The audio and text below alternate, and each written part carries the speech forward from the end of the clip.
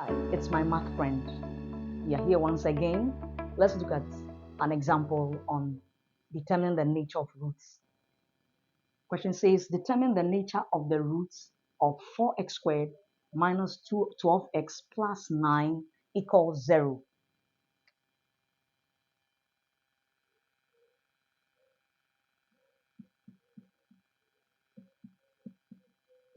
What do you do with this question? How do you determine the nature of the roots? We use the determinant. Remember in the previous video, watch it. I simplified and well explained how to determine the nature of roots. Okay, so the determinant is b squared minus 4ac, okay, with the values of a, b, and c from this equation being a is what? The coefficient of x squared, so that's positive 4. B is the coefficient, okay, of x here, which is negative 12, right? And c is what? The constant, standing alone, is positive 9. So I'm going to substitute is values of a, b, and c into the determinant.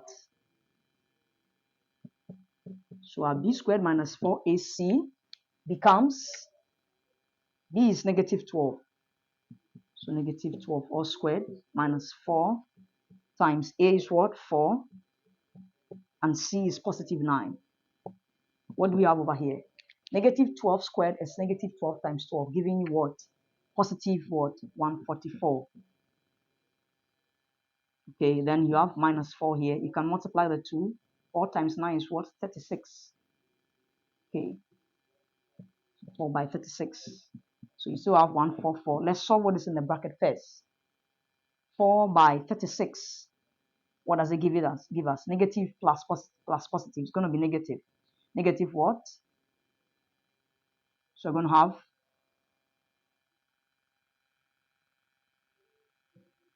okay, good, 144 over there. 144. Good. Now, 144 minus 144 is equal to 0.